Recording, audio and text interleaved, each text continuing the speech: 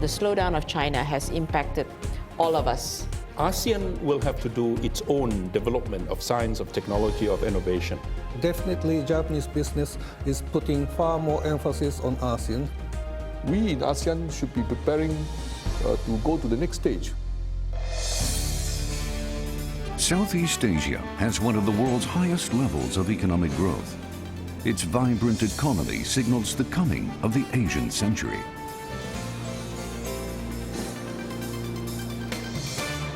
ASEAN is a regional group of 10 nations, a community of 600 million people with a GDP of $2.5 trillion US. It's on course to becoming the world's fourth largest economy by 2030. Member states have been moving toward economic integration since launching the ASEAN Free Trade Area in 1993. They have eliminated most of the tariffs within the bloc. 6 countries, including China, India, and Japan, have signed FTAs with ASEAN. The deals are often known as ASEAN Plus Ones. The region has an abundant and youthful workforce, along with a growing middle class.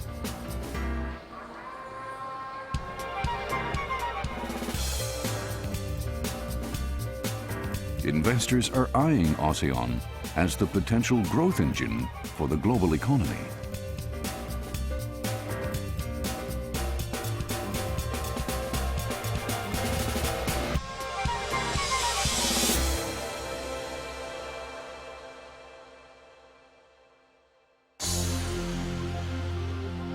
On January 12th, the Lee Kuan Yew School of Public Policy at the National University of Singapore and NHK World hosted a discussion on the future of ASEAN. Panelists came together from ASEAN countries and Japan.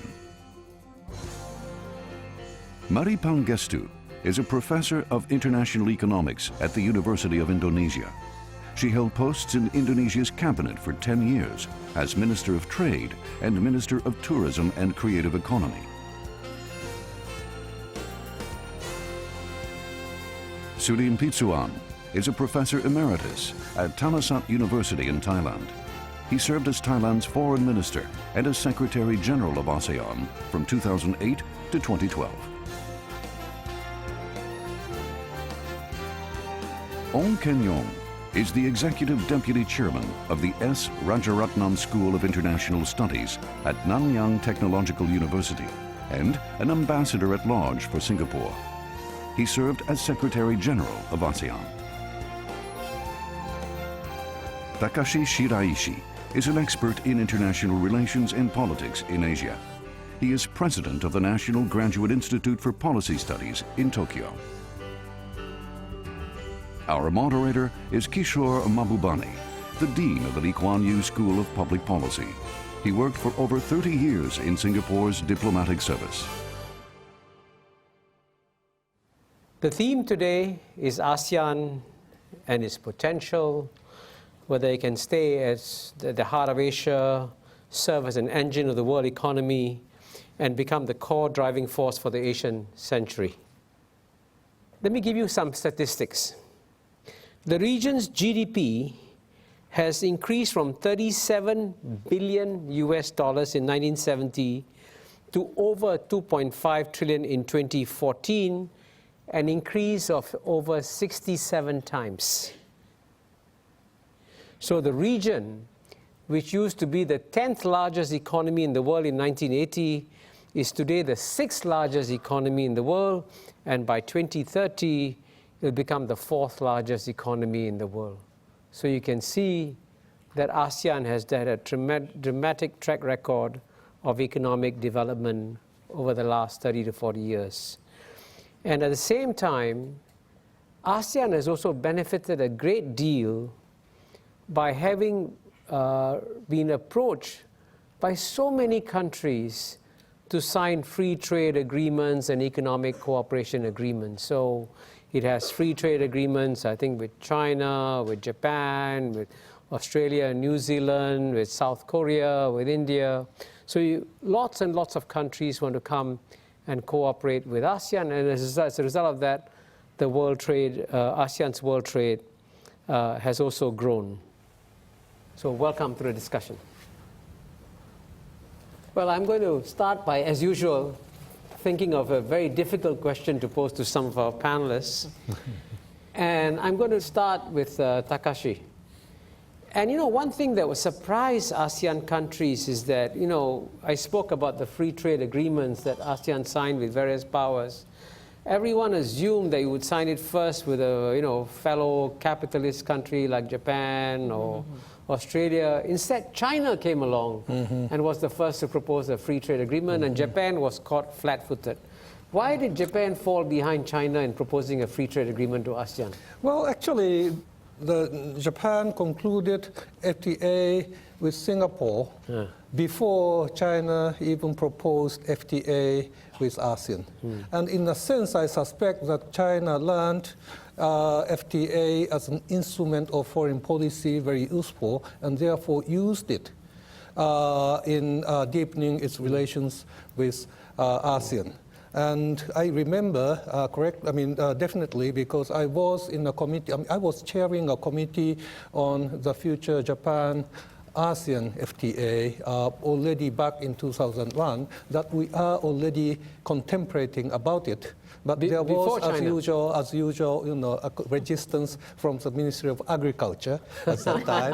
And therefore, in fact, China took initiative in initiating FTA with ASEAN was a big boost for us.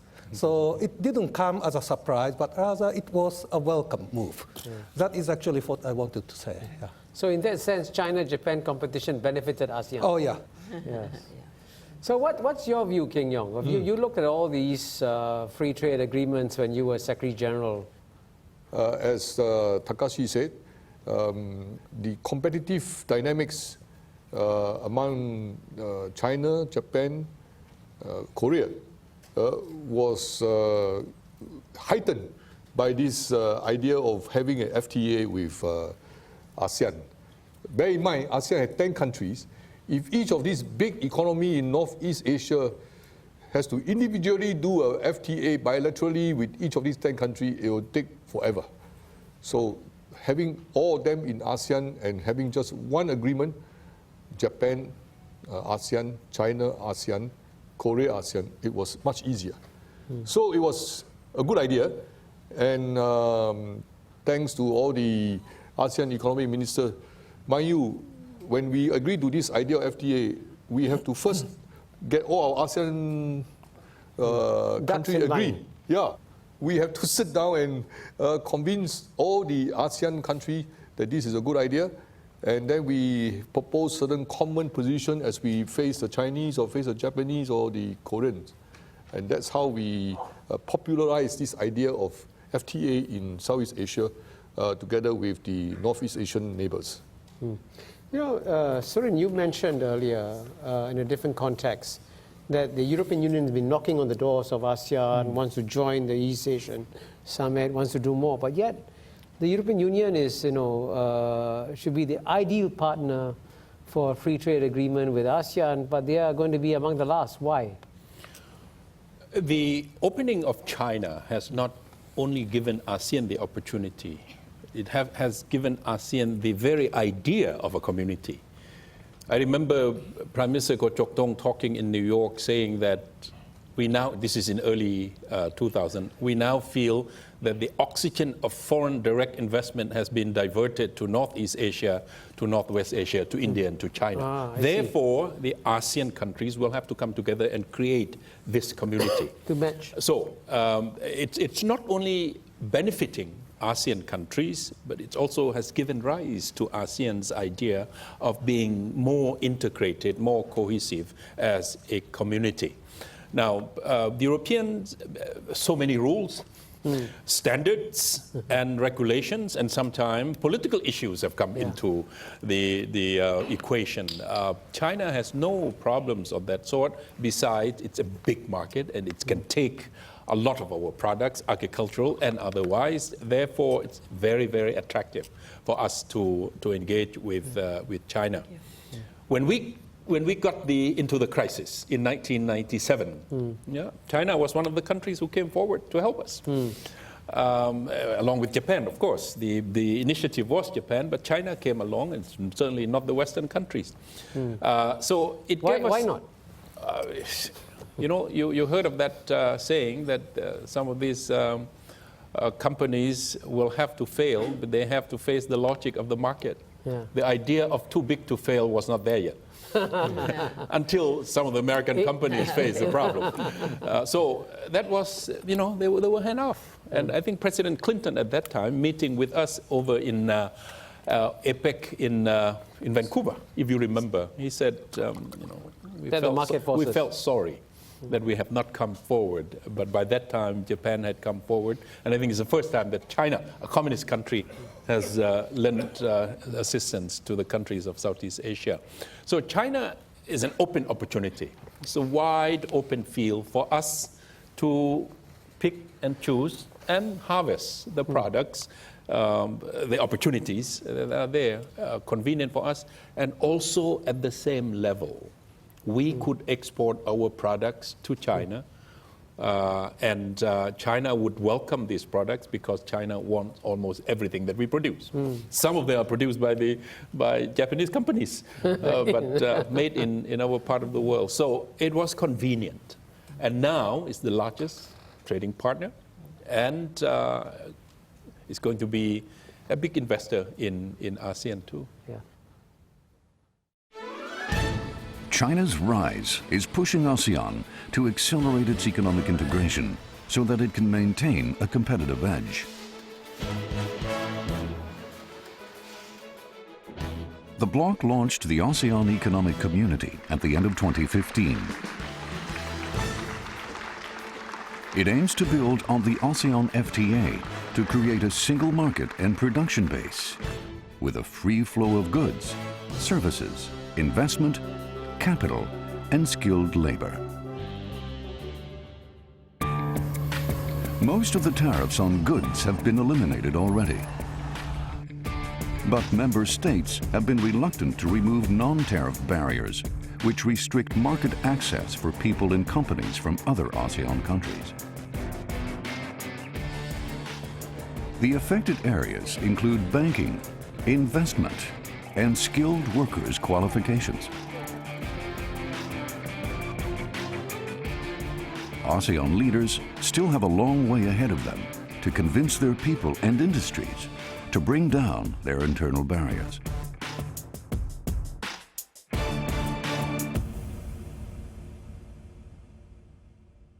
Murray, you are a global authority on trade issues. But for the discussion today, please forget the fact that you are a minister and now you're a professor. Give us a very objective academic assessment of the quality of these free trade agreements between ASEAN and China, ASEAN and Japan, ASEAN and India, South Korea. Which are the really good ones and which are really not much to talk about? Just, you're an academic now, not a minister. I think all of them would get an A for goods, yeah? For the goods agreement, for the free trade in goods. But I would say that on the services agreement, whether you talk about AEC or any of the other plus ones, it's probably earns a C. Because what has happened is that all the ASEAN countries have not come, made full commitment on opening up the services sector when it comes to free trade agreement. It's what they call, whatever they gave in the WTO back in the Uruguay round, they just gave a little bit more. That's about summarize so it in kind of low base, low ambition, yeah, compared to what they actually have as a unilateral opening up and liberalization. Okay, and interestingly enough, just again, I know you haven't asked me about TPP, but if you look at Vietnam's and Malaysia's commitment in services in TPP, it's much more open than what they give in ASEAN. If you look at their unilateral opening up and liberalization, it's actually much more open than what they've given in the free trade agreements. And that's resulting in an ASEAN market, which is happening in spite or despite the low level of integration, if that makes sense. Yeah. I would say that you have to look at ASEAN or the ASEAN plus ones as a process. We always, at least I've done ASEAN for so long, both as an academic and as a minister. It's a bit like a training ground. You are practicing to opening up and learning about what the rules of trade are all about. We give less on the services to our fellow ASEAN countries, and yet 70% of the direct foreign investment coming into ASEAN, 130, 140 billion US dollars a year, 70% of that comes into the service sector. Wow. We are being looked at as middle class, growing, high purchasing power, wanting a quality of life and good services. But we open to each other less than the goods. This is one of the major issues that will come up in the next 10 to 20 years in ASEAN. Because at the end of the day, services or trade in services involve the deployment of professionals and talented people. That's right. And it is necessary for ASEAN to look at this issue as a whole. Because countries like Malaysia, Singapore, Brunei, we need more labor, but we don't have it. Whereas countries like Indonesia, Philippines in particular, has a whole economy geared towards exporting its talented people.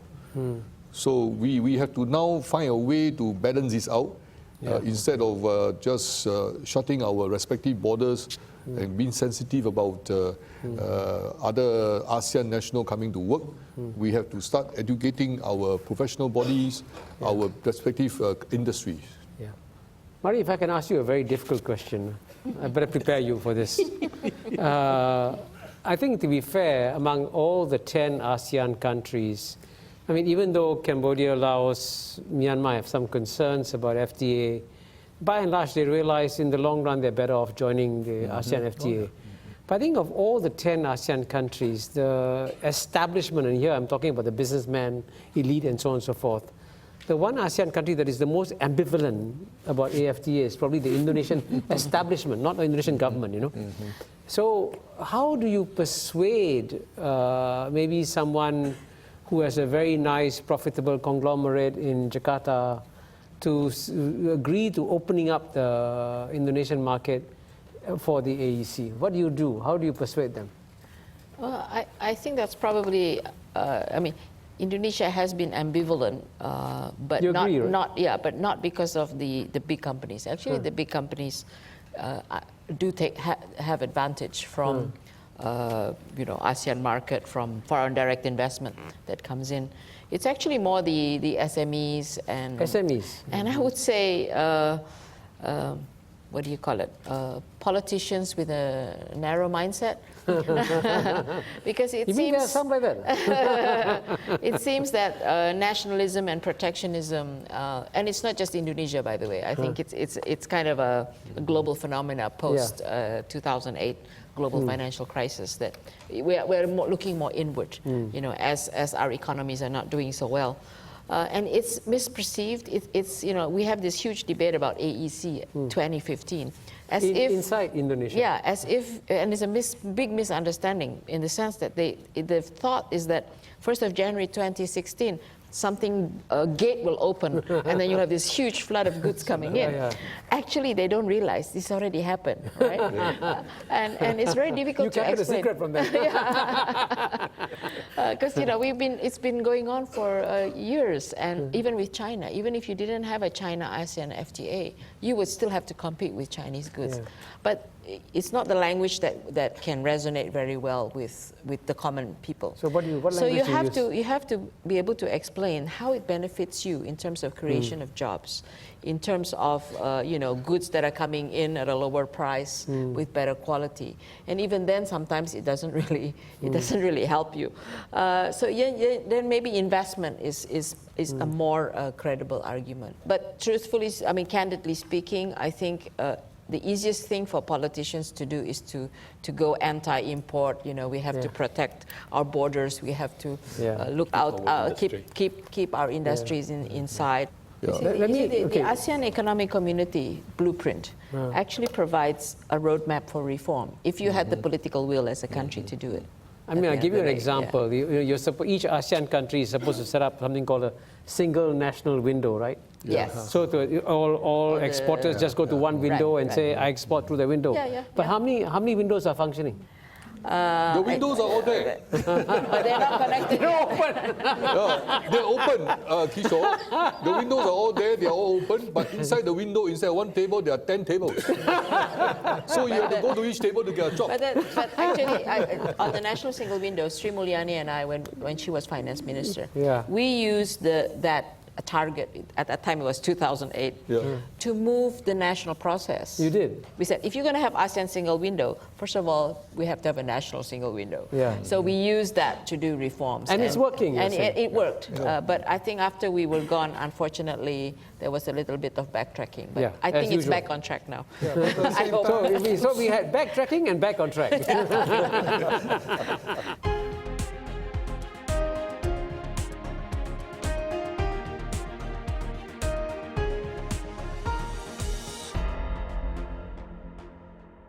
Can we, for a few minutes, talk about, to be fair, the what I would call the relatively poorer countries within ASEAN?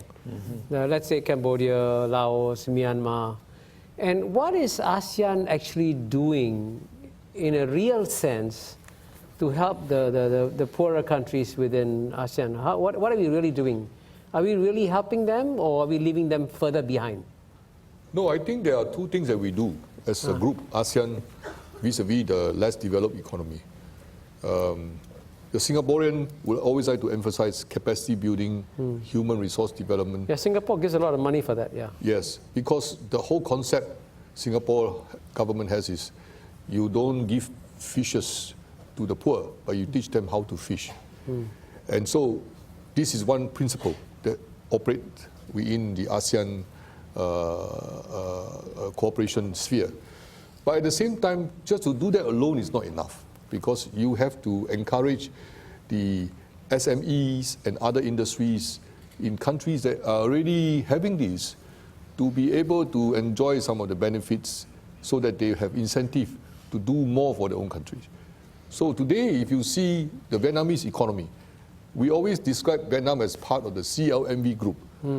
Cambodia, but Laos, Vietnam is Myanmar, shooting ahead. Vietnam, So there is a movement, there's a movement in ASEAN to say it's no longer CLMV, just CLM. Because in the last 20 years since Vietnam has become ASEAN member, Vietnam's economy has, as Professor Pangestu say, they learn how to deal with open market, how to do with FTA, how to cut deals, how to reduce transactional costs, blah, blah, blah. Just a quick point here. You notice that now that it's down to CLM. CLM are all neighbors of Thailand. Yes. So what is Thailand doing to help CLM? Human resource development, building connectivity. My catchphrase to the CLMV or CLM countries is that you have to learn to speak the language of the market. Some of them are still reluctant to open up. Some still are reluctant to welcome foreign investment. Give me an example. Well, I don't want to mention names, but there are countries who are still quite concerned about opening up too quick, too fast.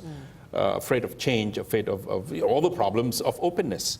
So, but I've told them that, look, nobody is going to give you gifts and charities and building these things for you anymore. It'll have to come through investment. And investors will have to work on profits. So learn the language of the market. We will give the training, we will give the human resource development, the support, the legal infrastructure you have to do. The opening up you have to decide. That's, I think, the catchphrase that I have told them, and I think they listen. But to be fair... go ahead quickly, then I'll go to Takashi. One of the problems that we have in CLM country is that much of these countries, they depend on revenue from certain things that they have done previously. So when they open up the way we wanted them, they lose revenue. So this is something that we have to explain to them. So remember, Dr. Pangestu, we used to put out a proposal for Cambodia to open up their tourism sector. In the past, they collect a visa fee from each tourist who come in, $25, and then they have other fees. So they say, now you open up, everybody can just drop in. How am I going to get all this revenue? Then we calculated for them, you had 200,000 people now. If 1 million people come, you will boom. So that's your revenue. Takashi, what is Japan doing to help CLM? Well, I mean, Envy. one very important thing is Japanese firms have already a huge industrial clusters in and around Bangkok area, and but labor cost is rising in Thailand, especially in Bangkok area, and therefore some of the production processes are now moved from Bangkok to Cambodia, Laos, and it's increasingly The Myanmar. spillover effect. Yeah, so and what Japanese farms call Thailand plus one. And therefore, even though the hub of operations remain in Bangkok, they are in fact, putting some of the production facilities in Myanmar, Laos, Cambodia, and Vietnam. And this is going to increase in the coming years because of this building of transborder infrastructure system. And therefore, especially in the case of Myanmar, if, and this is a big if, politics remain stable, then we will see a huge investment in Myanmar for quite some time. I mentioned about transnational production change being operated in this region, and that is in part to exploit different comparative advantage of each different country offers. And so in that sense, actually the huge gap among ASEAN countries is not really entirely minus for the ASEAN integration, but at the same time, the danger is this, disparity might be locked in if the ASEAN as a whole do not address the issue of fairness as well as, narrowing the gap among these countries. And this is a very important political initiative, waiting.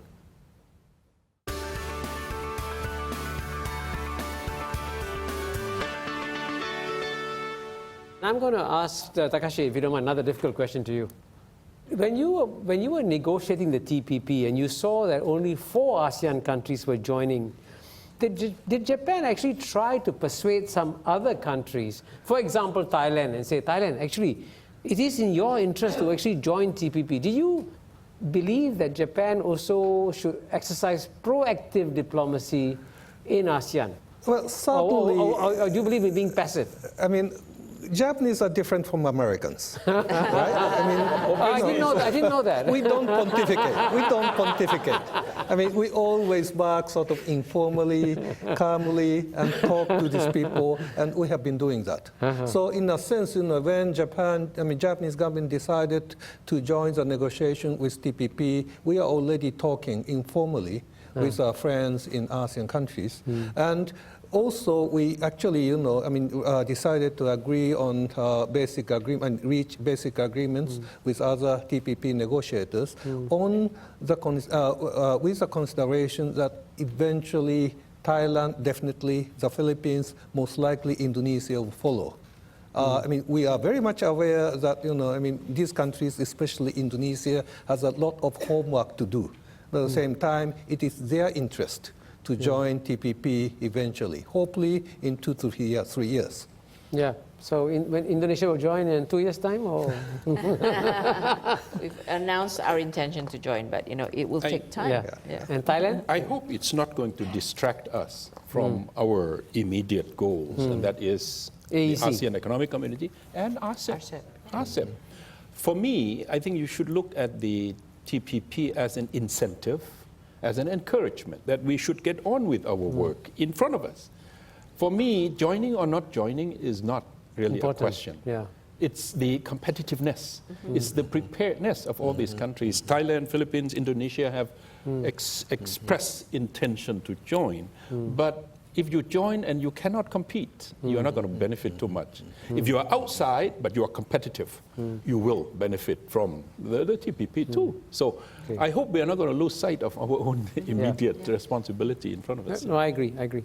But let me bring in the big elephant in the room that we haven't talked about, and which is that if you did an objective analysis of likely economic trends of where ASEAN will be 10 years from now, 20 years from now, I guarantee you that the studies will show that ASEAN will get more and more integrated economically with China.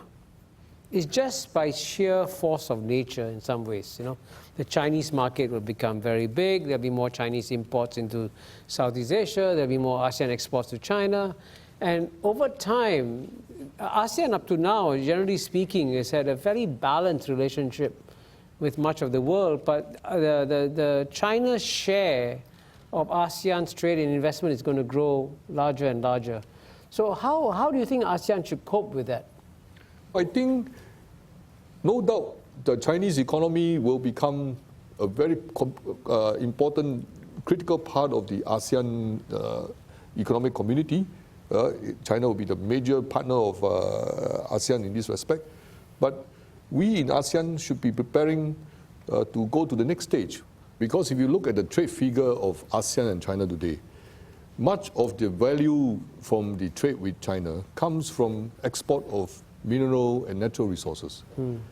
And as I understand, the Chinese economic planning now is to develop more consumption-based economy, right? So you cannot just be relying on your export of coal and palm oil or mineral resources. Oil and gas. Which is that we have to develop more manufacturing sector, services sector, so that we can cater to the Chinese demand, consumer needs, but consume more manufactured products of ASEAN, which means that they can bring in more investment, set up factory that create jobs that Dr. Murray talked about. Yeah, this means good for the Indonesian economy, for the Myanmar economy, because at the moment they need jobs. And that way we create some job for ourselves, and hopefully from some of the FDI that come in from China, we can also have more high quality facilities that can allow us to do other things with other partners like Europe and North America.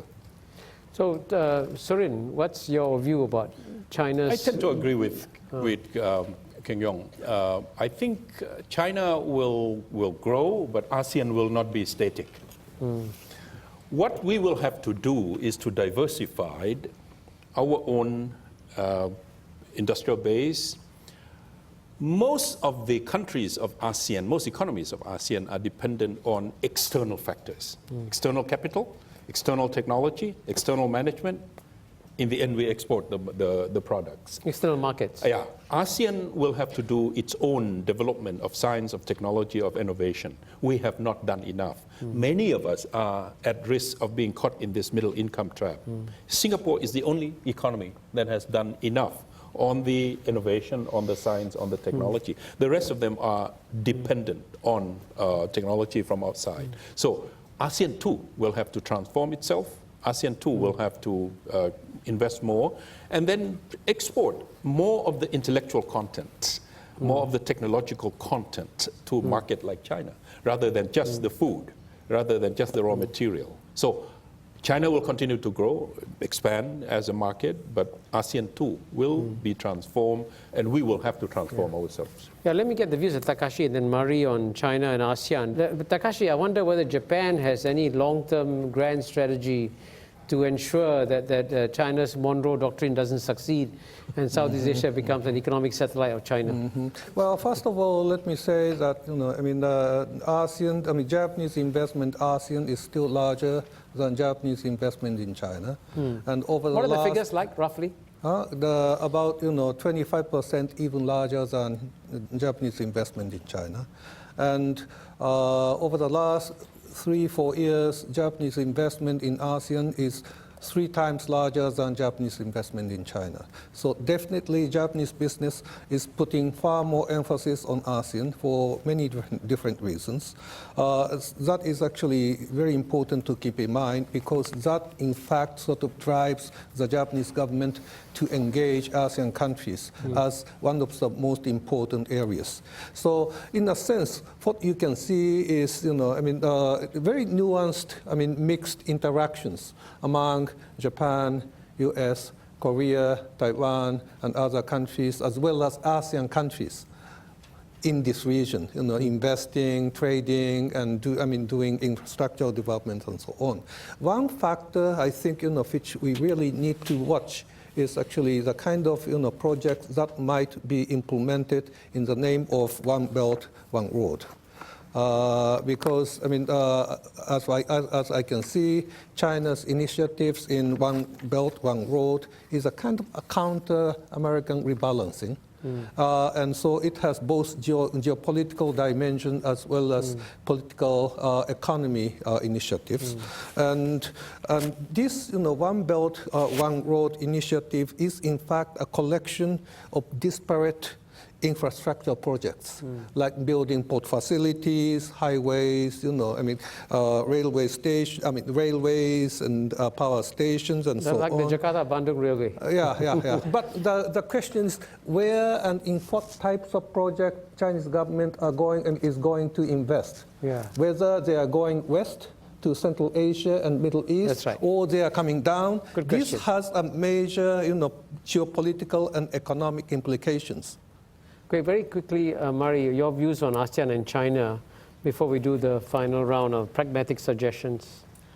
Yeah, I think I always talk about the new normal that's facing ASEAN. New normal. Yeah, people use this in many contexts, but the new normal means a slowing down of China. I mean, the slowdown of China has impacted all of us.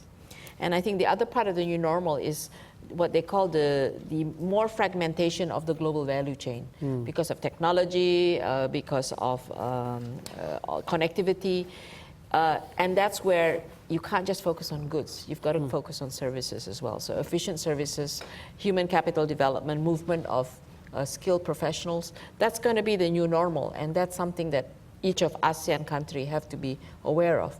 And that's where I think the technology frontier is still in the US. It's still in Europe. So it's not just going to be an ASEAN-China dominated world. You're going to have to be more interacted and intercomponent with others.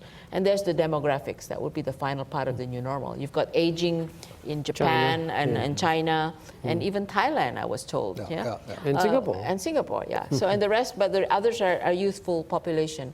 So that's going to change the where the labor-intensive production will go, and how do you take care of the aging population. And it's actually whether it's health, whether it's grey tourism, whether it's caring for old people. These are all actually potential areas of interactions.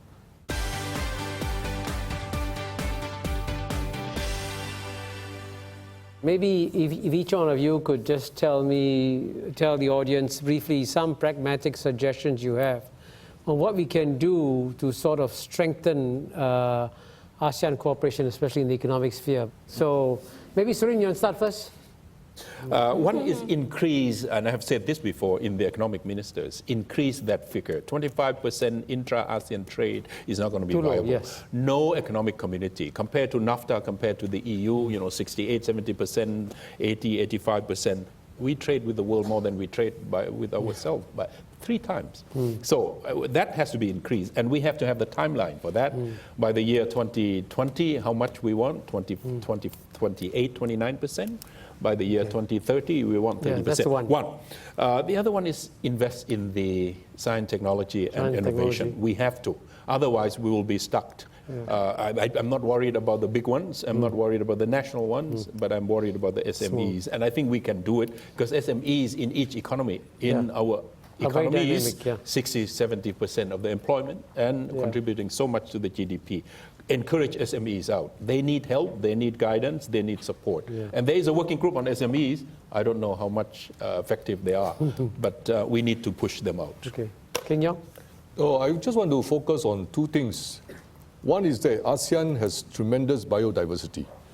In fact, biodiversity. Yes.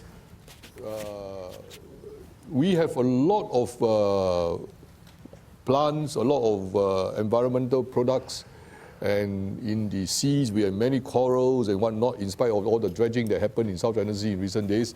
The reason why I raise this biodiversity thing is that now with climate change and environmental protection movement, I think the ASEAN economic community have to think of more ways to integrate economic development business with the environment and the biodiversity wealth of ASEAN.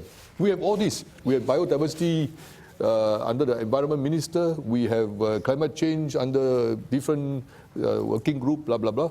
But we have not yet now integrate all these into something commercially sustainable and viable. So now going forward, we should try to integrate this quickly. And then we probably can develop the green technology which we can grow with China and with the European Union or India. Okay. Takashi, very quickly. Well, actually, let me just say two things. One is from Japanese business perspective, actually production, I mean, how to operate production chain smoothly. Across borders. Yeah, I mean, trans-border production chain smoothly is the most important. And in that sense, I mean, reduction in tariff barriers is welcome. At the same time, you know, I mean, reduction in non-tariff barriers, as well as liberalization of service. I mean, these two are very important. And the other thing, you know, I mean, we have been talking about, I mean, political leaders make decisions, but quite often nothing is followed up. And I think, you know, part of the reason is actually senior officials don't really understand the importance of those decisions. And also they are not fully sort of communicating with their counterparts across countries. And so in that sense, you know, actually the kind of capacity building for training senior officials for the future integration is very important.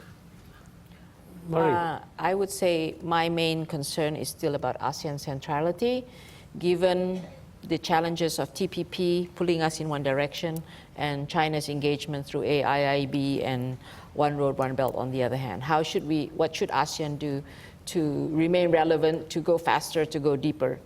3 concrete suggestions on that. I think ASEAN should take a strong stance vis-a-vis One Belt, One Road and AIIB by coming up with projects which are going to help ASEAN integration and reducing the inequities within ASEAN itself. So infrastructure which is actually ASEAN-based, and making sure that AIIB is going to have the governance standards that we would like it to be and not be benefiting only China. So, you know, in other words, employing workers in our countries, using as much as possible equipment from our country. On the TPP is a big comprehensive agreement, 21st century, with a very advanced. How does ASEAN fit into that? ASEAN could pick some of the aspects of that, you know, as I think what Surin was saying, whether we join or not is not the issue. But this is kind of the goal or the aspiration that you would go towards. So if if ASEAN investment agreement is here and TPP is here, we should be going towards there. In ASEAN as well as nationally. And finally, how do you go to make sure more implementation, not just talk, but implementation. You must be able to monitor the blueprint better and make it more transparent, make it available for peer pressure, whether it's a beauty contest or a sanction. Maybe sanction is too harsh, but at least peer pressure that, you know, how good are you doing compared to other countries should be made very transparent. You know, when we decided to have the session on economics in ASEAN, I was very afraid they'd be very dull and boring and we'd all fall asleep. But I must say, personally, I found it fascinating. And ASEAN's got to do a better job of marketing what it actually has done in many ways and what many people are actually not aware of in many areas. And I think this panel has actually brought out many concrete areas in which ASEAN has moved ahead. I think I personally learned a lot from this discussion, and I'm sure you have all done so. So please join me now in thanking this distinguished panel.